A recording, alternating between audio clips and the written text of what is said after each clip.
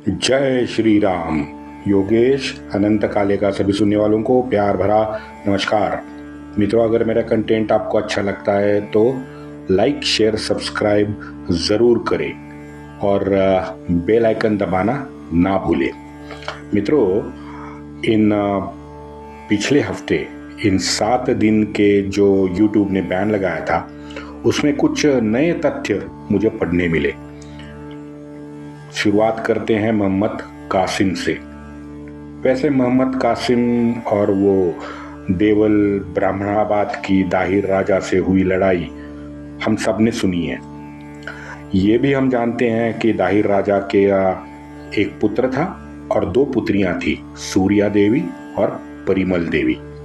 अब ये दोनों दाहिर पुत्रियों के बारे में मैंने आपको पहले भी बताया है अपने पॉडकास्ट में। चचनामा के कुछ और पन्ने मुझे इस 7 दिन में पढ़ने को मिले।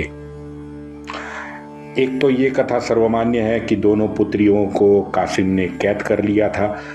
युद्ध जीतने के बाद खलीफा को उपहार के तौर पे ये दोनों को दमास्कस भेजने की तैयारी कासिम ने की थी, लेकिन उस बीच में अपने हस्तकों द्वारा इन दोनों ने एक चाल चली।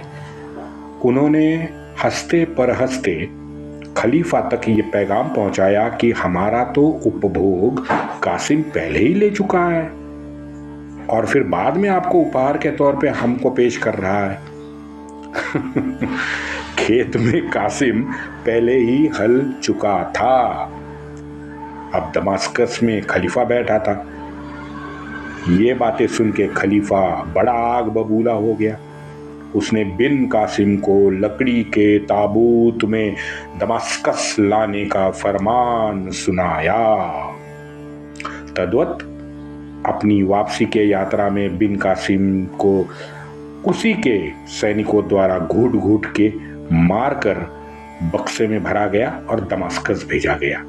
उसकी चमड़ी भी उधेड़ दी गई थी वगैरह वगैरह, वो तो मैंने डिटेल आपको बताई है। दमास्कस में मुर्दा कासिम को देख के ये दोनों बहनों को बड़ा सुकून मिला, क्योंकि अपने पिता के हत्या का ये उनका प्रतिशोध था। खैर, ये तो हम जानते ही हैं।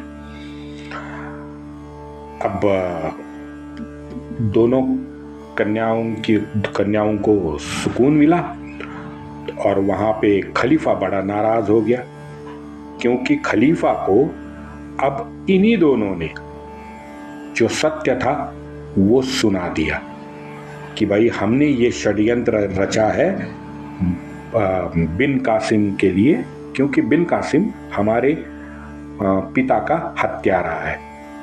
खलीफा बड़ा नाराज हो गया।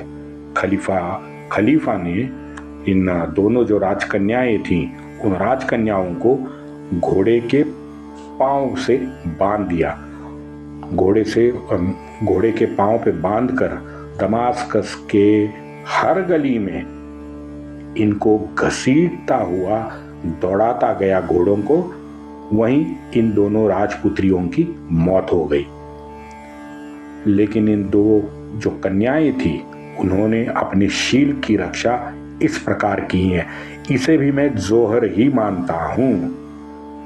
अब ये हम जानते हैं कि तवारीखकारों ने ये घटनाएं लिखी हैं, लेकिन ऐसे भी कुछ महाभाग है जो इन घटनाओं को गलत बताते हैं। ठीक है, उनका कहना यह है कि दरअसल जो नए खलीफा उस वक्त आए थे सुलेमान, ये सुलेमान अपना सरदार अल हज्जाज जो था उसके बढ़ते प्रभाव से बड़ा परेशान था।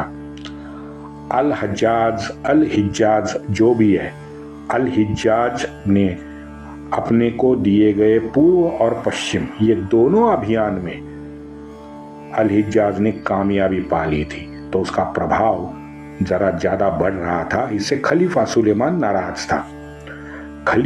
खलीफा सुलेमान ने क्या किया? खलीफा सुलेमान ने दमास्कस में सारे जितने भी अल हिजाज के पक्षी सरदार थे उनको कैद कर लिया। अब उसमें ये बिन कासिम भी एक था। कैद कर लिया, कैद में डाल दिया। कैद में अतोनात यातना देकर सबको मौत के घाट उतारा गया। लेकिन मित्रों, अब ये उनका कहना है, ये कहानी जो मैं सुनाने जा रहा हूं ये इसके बाद की है। अब जितने भी अल हिजाज पक्षी सरदार थे उनको तो कैद में सुलेमान ने मरवा दिया। अब सुलेमान ने नए सरदारों की नियुक्ति करी। उन नए सरदार को सिंध रवाना कर दिया। जुनैद अल रहमान ने सिंध गुजरात के भड़ोच होते हुए उज्जैन पे आक्रमण करने का प्लान बनाया। लेकिन ये नया जुनैद अल रहमान जो था ये भूल गया था कि बीच रास्ते पड़ता है राजपुताना, और राजपुताना मेवाड़ में एक उत्तुंग चट्टान की तरह एक महापुरुष उसके रास्ते के बीच में खड़ा था। उसका नाम था आदरणीय बाप्पा रावल जी। बाप्पा ने गुर्जर प्रतिहार राजा नागभट्ट और राष्ट्रकूट के राजा जयसिंह को अपने साथ जोड़ दिया। इन तीनों की संयुक्त फौज ने मेरे ख्याल से जैसलमेर के आसपास जुनैद के सामने बड़ा तगड़ा आह्वान खड़ा कर दिया था। मैं जैसे कहा ये सिंध और राजस्थान के बॉर्डर पे एक ही हो सकता है, वही बीकानेर है, इसलिए मैंने बीकानेर कहा। बीकानेर के आसपास दोनों फौजें सामने आ गई। इस जंगी लड़ाई में जुनैद की बहुत बड़ी हार हो गई और अरब भाग गए। वैसे मित्रों, मध्य प्रदेश के जो ग्वालियर के प्रतिहार राजा थे, राजा भोज का एक शिलालेख उपलब्ध है, आप भी पढ़ सकते हो। उस शिलालेख में स्पष्ट तौर पे लिखा है कि गुर्जर प्रतिहार वंश के संस्थापक नागभट्ट ने सद्गुणों का संहार करने आए म्लेच्छों के शक्तिशाली सैन्य का दारुण पराभव किया। ये शिलालेख में लिखा हुआ है। मित्रों, अकेले बाप्पा रावल जी के इस पराक्रम से अरबों ने सिंध से आगे जो उनका मंसूबा था राज्य विस्तार का वो अपना राज्य विस्तार का जो मंसूबा है वो तुरंत रोक दिया और वो अरब आगे नहीं बढ़े। इधर दूसरे बाजू इस विजय से राजपूतों ने वायव्य दिशा में दिग्विजय करके अपना राज्य बढ़ाया था। सिंध, बलोचिस्तान, अफगानिस्तान में गजनी से आगे कंदहार से आगे खुरासान तक हिंदू राज्य की स्थापना की थी। वायव्य प्रांत की जो व्यवस्था थी वो कायम करने के लिए बाप्पा जी ने रावलपिंडी शहर बसाया और अपनी सारी वायव्य की सीमा सुरक्षित करने का काम किया। सिर्फ इतना ही नहीं किया, बाप्पा जी ने अनेक धर्मांतरित जितने भी बौद्ध थे, जितने भी राजपूत थे, जितने भी पंजाबी थे, उन लोगों की घर वापसी भी की है। मोमेडियन राजकन्याओं से बाप्पा जी ने विवाह भी इसीलिए किया था कि उन सब राजकन्याओं को हिंदू धर्म में बड़े सम्मान के साथ घर वापसी कराई जाए। इसीलिए बाप्पा जी ने इन राजकन्याओं से विवाह कर लिया था। हमने आज तक किसी पे बलात् आक्रमण हमारे हिंदुस्तान ने नहीं किया। ये वाक्य तो हमारे आदरणीय अटल बिहारी वाजपेयी जी बोल के गए हैं, लेकिन इस वाक्य से पराभूत मानसिकता हिंदुओं की झलकती थी। जैसे पूज्य सावरकर जी कहते हैं, वो 7 बंदियां हिंदुओं ने हिंदुओं पे डाली या किसी और ने हिंदुओं पे डाली थी। कहाँ थी भाई वो 7 बंदियां? बाप्पा रावल जी तो खुरासान तक घुस गए थे, ईरान तक। कहाँ थी वो 7 बंदियां?